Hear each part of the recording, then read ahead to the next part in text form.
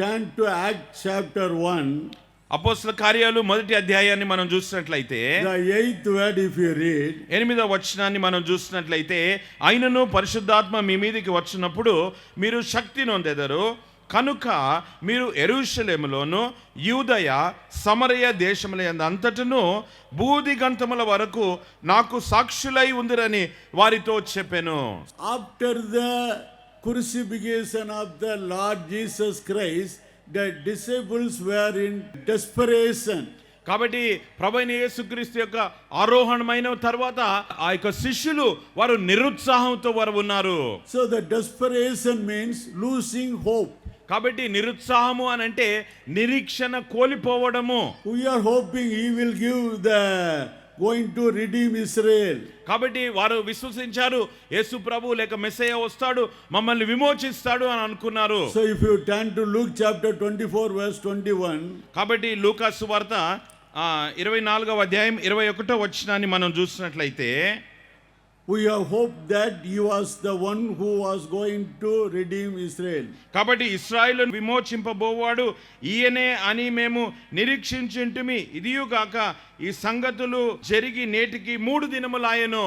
So now they are in the desperate situation. ప్రియులారా, ఈ మాటలు మనం గమనించినట్లయితే వారు ఎవరి యందు నమ్మిక ఉంచారో మాకు విమోచన కలుగుతూ ఉంది అని ఆయన వెళ్ళిపోయాడు. ఇప్పుడు వారు నిరుత్సాహంలో నిండుకొని ఉన్నారు. So Lord said, you foolish people, why you are not believing? You are very slow in believing the things. కాబట్టి మీరు ఎందుకు అంత వెర్రివారి వలె ఉన్నారు, మీరు నమ్ముటలో ఎందుకు జాప్యం చేస్తూ ఉన్నారు అని చెప్తూ ఉన్నాడు. So the hopeless situation, the desperation leads to 2 things.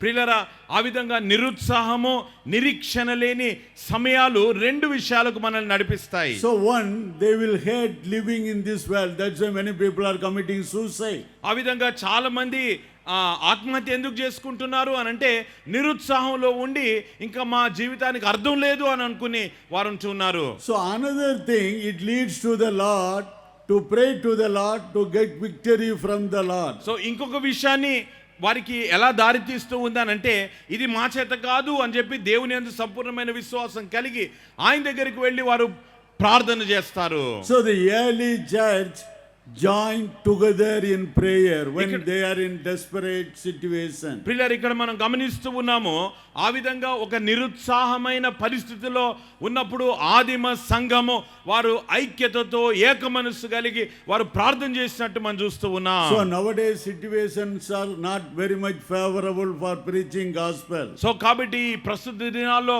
సువార్తను ప్రకటించట కొరకై అనుకూలమైన పరిస్థితులు కనబడడం లేదు. So this desperation produces prayer. కాబట్టి ప్రియులారా, నిరుత్సాహము ప్రార్థనకు దారి తీస్తూ ఉంది.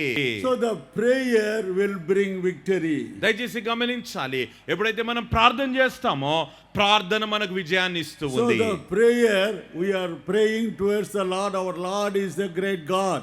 కాబట్టి దేవుని వైపు చేతులెత్తి ప్రార్థన చేస్తూ ఉన్నాం, మన దేవుడు గొప్ప దేవుడు. So then through prayer our churches will grow. నేను ఈ మాటలు చెప్తూ ఉన్నాను, మన సంఘాలు ఏ విధంగా ఎదుగుతాయి అనంటే ప్రార్థన ద్వారా ఎదుగుతాయి. So we have constructed lot of churches in this area. So ఎన్నో మందిరాలు మనం ఈ ప్రాంతంలో మనం కట్టాము. So every day morning you all have to go to the church and pray. So ప్రతిరోజు ఉదయం మీరు వెళ్ళి మీరు అక్కడ ప్రార్థన చేయాలా. So we have to pray for the unsaved people in our village. కాబట్టి ప్రియులారా, మన గ్రామంలో ఇంకా రక్షించబడని సవరవారి కొరకై మనం ప్రార్థన చేయాలా. So we have to pray for the unsaved villages nearby. కాబట్టి మన గ్రామ పరిధిలో లేక చుట్టుప్రక్కల ఉన్న ఇంకా ప్రభువును నమ్మని గ్రామాల కొరకై మనం ప్రార్థన చేయాలా. So when we are praying, God will give burden in our heart. We can go and reach that villages. So ఆ విధంగా మనం ప్రార్థన చేసినట్లయితే దేవుడు మనకు ఆ భారాన్ని ఇస్తాడు, తద్వారా గ్రామాలు దీవించబడతాయి. So because the desperate situation leads to prayer, prayer will bring blessings. కాబట్టి మనకి నిరుత్సాహ పరిస్థితులు ప్రార్థనకు దారితీస్తాయి. మన యొక్క తీవ్రమైన ప్రార్థన మనకు ఆశీర్వాదాన్ని తీసుకొని So వస్తుంది. wherever the desperating situation comes, there people start praying. The prayer brings the revival. కాబట్టి ఎక్కడైతే నిరుత్సాహమైన పరిస్థితి ఉంటుందో, ఈ నిరుత్సాహమైన పరిస్థితి మనకు ప్రార్థనకు నడిపిస్తూ ఉంది. మనం ప్రార్థన మనకు ఉజ్జీవాన్ని తీసుకొని వస్తుంది. So Lord saved you, Lord saved all the people in village. Are you thinking about other villages? ఒక్కసారి ఆలోచించాలి. దేవుడు మిమ్మల్ని రక్షించాడు, మీతో పాటు గ్రామం అంతటిని రక్షించాడు. ఎప్పుడైనా ఇంకా సువార్త అందని గ్రామాల కొరకు మీరు ఆలోచిస్తూ ఉన్నారా? So in this- వారి ఎడల మీరు ఆలోచన కలిగి ఉన్నారా? So if you go, they will come to the Lord. So ఆ విధంగా మీరు సువార్త ద్వారా, సువార్త చేత మీరు వెళ్ళినట్లయితే దేవుడు వారిని ఆయన వైపుకు So ఆకర్షిస్తాడు. the fourth thing is, నాలుగో విషయాన్ని మనం చూస్తూ ఉన్నాము. so they had the spirit that produced power. So కాబట్టి ఇక్కడ వారిలో ఆత్మ ఉన్నది, ఆత్మ వారికి శక్తిని అనుగ్రహించింది. So the Holy Spirit, God gives power to do God's work. So కాబట్టి పరిశుద్ధాత్మ దేవుడు మనకు శక్తిని ఇస్తాడు. ఎందుకొరకు అనంటే దేవుని పని ప్రభావవంతంగా మనం చేయట కొరకై. So if you come back to Act chapter, కాబట్టి అపోస్తల కార్యాలకు మనకు వచ్చినట్లయితే, so Act chapter 1:15, if you read, కాబట్టి మొదటి అధ్యాయం 15వ వచనాన్ని మనం చదివినట్లయితే 120 people, they gathered together, they prayed. So ఇక్కడ మనం చూస్తూ ఉన్నాము ఏమిటి అనంటే 120 మంది సహోదరులు వారు కూడి ప్రార్థన చేశారు. So then Act chapter 2:41, if you come, so కాబట్టి అపోస్తల కార్యాలు 2:41 మనం చూసినట్లయితే, కాబట్టి ఆ వాక్యము అంగీకరించిన వారు బాప్తిసం పొందిరి, ఆ దినమందు ఇంచుమించు 3,000 మంది చేర్చబడిరి. so 2:47, సో కాబట్టి 2:47 వచనాన్ని మనం చూసినట్లయితే, ఆనందముతోనూ నిష్కపటమైన హృదయముతోనూ ఆహారం పుచ్చుకొని చుండిరి, మరియు ప్రభువు రక్షణ పొందుచున్న వారిని అనుదినము వారితో చేర్చుచుండెను. so 4:4 again, కాబట్టి 4వ అధ్యాయం 4వ వచనాన్ని మనం చూసినట్లయితే, వాక్యము వినిన వారిలో అనేకులు నమ్మిరి, వారిలో పురుషుల సంఖ్య ఇంచుమించు 5,000 ఆయను. so again 5:14, కాబట్టి 5వ అధ్యాయం 14వ వచనాన్ని మనం చదివినట్లయితే, ప్రజలు వారిని గణపరచుండిరి, పురుషులను స్త్రీలను అనేకులు మరి ఎక్కువగా విశ్వాసులై ప్రభు పక్షమున చేర్చబడిరి. so 6:7, కాబట్టి 6వ అధ్యాయం 7వ వచనాన్ని మనం చూసినట్లయితే, దేవుని వాక్యము ప్రబలమై శిష్యుల సంఖ్య యెరూషలేములో బహుగా విస్తరించెను. 9:31, కాబట్టి 9వ అధ్యాయం 31వ వచనాన్ని ఇక్కడ మనం చూసినట్లయితే సంఘము విస్తరిస్తూ ఉంది. so Act chapter 19, if you read 10, కాబట్టి 19వ అధ్యాయం అపోస్తల కార్యాలు 10వ వచనాన్ని మనం చదివినట్లయితే, 2 ఏళ్ల వరకు ఇలాగు జరిగను గనుక యూదులేమి గ్రీకు దేశస్థులేమి ఆసియాలో కాపురమున్న వారందరూ ప్రభు వాక్యము వినిరి. this is 27th Sora convention. ఒక్కసారి ఆలోచించండి, ఇది 27వ సవర ఆశీర్వాద పండుగ. So we started with small number, మనము చిన్ని సంఖ్యలో మనం we ప్రారంభించాం. keep on increasing, సో ఆ విధంగా పెరుగుతూ వచ్చింది. but this Acts of Apostles says 120 people, a small group. కాబట్టి అపోస్తల కార్యాల్లో మనం చూస్తున్నాం 120 మంది అనగా చిన్ని మంద వారు. So now whole Asia had the gospel. ఈ 19:10లో మనం చూస్తూ ఉన్నాము, ఆసియా గ్రీసు దేశము అంతా కూడా వాక్యం విన్నారు. So within 2 years, ఇక్కడ గమనిస్తూ ఉన్నారు, పరిశుద్ధాత్మ దేవుడు రాశాడు, ఎంత కాలము వ్యవధి ఏంటి అనంటే 2 సంవత్సరాల్లో మట్టుకే. so every meeting I used to tell in the last concluding session, every believer has to bring at least one believer within 1 year. కాబట్టి నేను ప్రతి కూడికలో, చివరి కూడికలో ప్రాముఖ్యంగా నేను చెప్తాను ఏమిటి అనగా, ఒక విశ్వాసి ఇంకో విశ్వాసిని తీసుకుని రావాలి. So any one of you last 1 year you brought anybody to the Lord? మీరు వచ్చారు, మీ ద్వారా గత సంవత్సరంలో అన్నా నా ద్వారా ఇదో ఈయన ప్రభులోకి వచ్చాడని మీరు ఎవరైనా చెప్పగలరా? పురుషులు కానీ స్త్రీలు కానీ ఒక్కసారి చేతులు ఎత్తండి. So you are all listening, you are enjoying, that's all. you don't want all the other people has to have the same blessing and privileges in their life. కాబట్టి ఇక్కడికి వస్తూ ఉన్నారు, ఆనందిస్తూ ఉన్నారు, ఆశీర్వదించబడుతూ ఉన్నారు.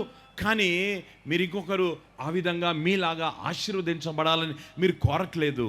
The early church increase in number. వాక్యం ఏం చెప్తూ ఉంది అని అంటే ఆదిమ సంఘము సంఖ్యలో పెరిగింది. So now churches are growing because of our children. So ఇప్పుడు ఒక్కోసారి సంఘాలు ఏ విధంగా ఎదుగుతాయి అని అంటే మనకు పుడుతూ ఉన్న పిల్లలను బట్టి సంఘం నిండుతుంది. So first of all, you have to bring your friends, your relatives to the Lord.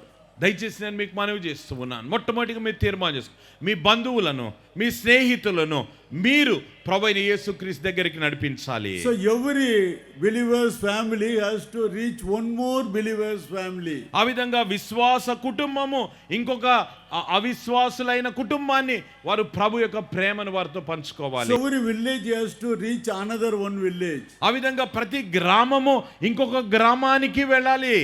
So we have to plant the churches in all the villages. ఆ విధంగా ప్రతి గ్రామంలో దేవుని మందిరం ఉండే విధంగా మనం ప్రయాసపడాలా. We can come and share unless if you are not going and sharing, the churches will not grow. So మేము వచ్చి ఇలాంటి సభల్లో మాట్లాడవచ్చు, మీతో పంచుకోవచ్చు, మీతో విన్నవించుకోవచ్చు.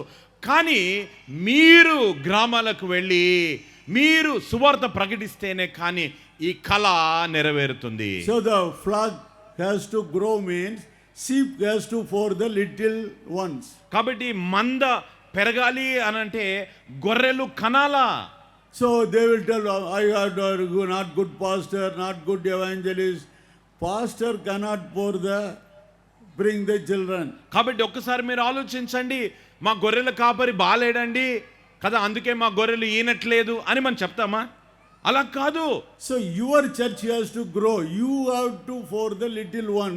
Through you believers has to come and add it into your church. ఆ విధంగా విశ్వాసులైన మనమే పిల్లలను పెట్టాలా, ఈనాలా, వారికి వెళ్ళి మనం సువార్తను ప్రకటించాలా.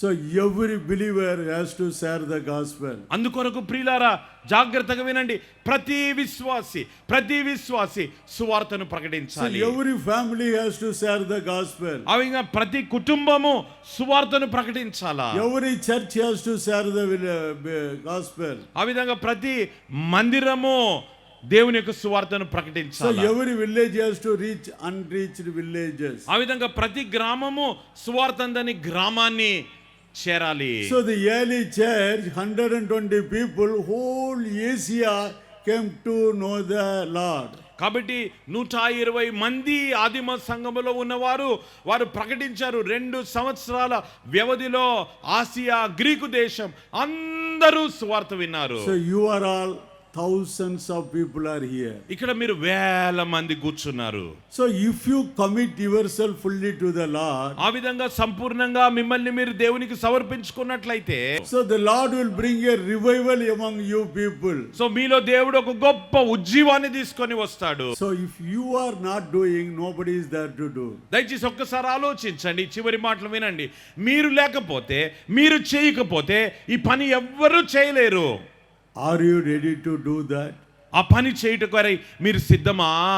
Our family will bring another family. మా కుటుంబము ఇంకొక కుటుంబాన్ని మీ దగ్గరికి తీసుకొని వస్తుంది. So our church will plant another church. మా సంఘము ఇంకొక సంఘాన్ని పుట్టిస్తుంది. So our church will reach another church. కాబట్టి మా సంఘము ఇంకొక గ్రామాన్ని చేరుతూ ఉంది, ఇంకొక మందిరాన్ని చేరుతూ ఉంది.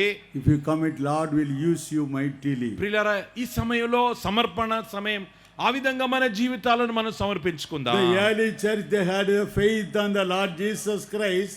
The faith produced obedience. కాబట్టి ఆదిమ సంఘము విశ్వాసం కలిగి ఉంది.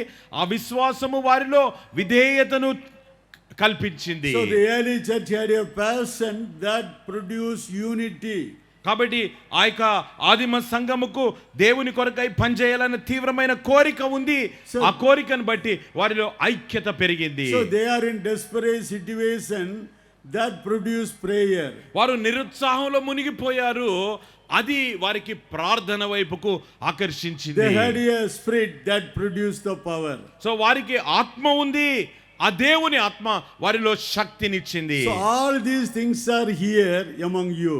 సో ఇవన్నీ కూడా దేవుడు నీకు దయచేశాడు.